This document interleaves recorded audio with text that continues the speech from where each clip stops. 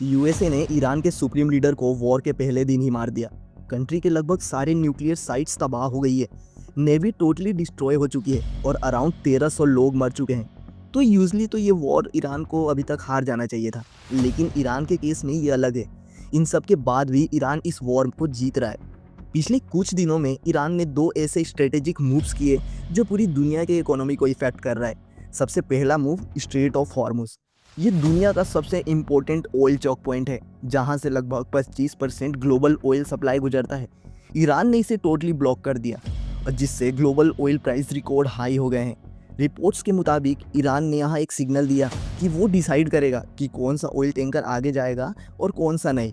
Interesting बात यह है कि कुछ कंट्रीज जैसे इंडिया और चाइना को पैसेज मिल रहा है, जबकि वेस्टर्न शिप्स पर तो ईरान डायरेक्टली मिसाइल से टारगेट कर दे रहा है। पर दोस्तों, इसका मतलब क्या हुआ? ईरान डायरेक्टली मिलिट्री वॉर नहीं जीत रहा, लेकिन वो एनर्जी को अपना वेपन्स बना रहा है। दूसरा मूव और भी इंटरेस्टिंग है। ईरान ने सीज फायर के लिए 3 डिमांड्स रखी हैं।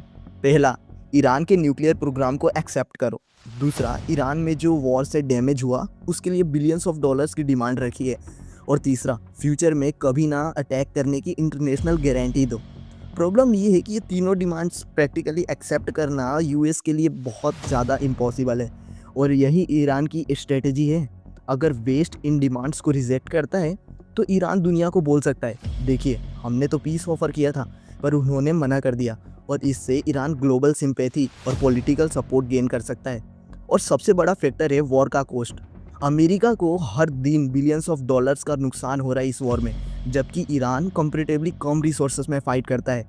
दोस्तों, ईरान ये वॉर को लंबा खींचना चाहता है, और ये हिस्ट्री में वियतनाम, अफगानिस्तान और इराक जैसे वॉर्स में भी यही पैटर्न देखा गया था, जहाँ पर यूएस की मिलिट्री तो बहुत स्ट्रांग थी, पावरफुल थी, लेकिन टाइम और कॉस्ट वॉर का रिजल्ट चेंज कर देते हैं। तो सवाल ये है कि क्या ईरान मिलिट्री बैटलफील्ड पर वॉर लड़ रही है, या इकोनॉमिक और पॉलिटिकल बैटलफील्ड पर वॉर लड़ रही है? और अगर ऐसा है तो शायद इस कॉन्फ्लिक्ट का असली वेपन मिसाइल नहीं, बल्कि टाइम और ऑयल हो सकता है। जय हिंद।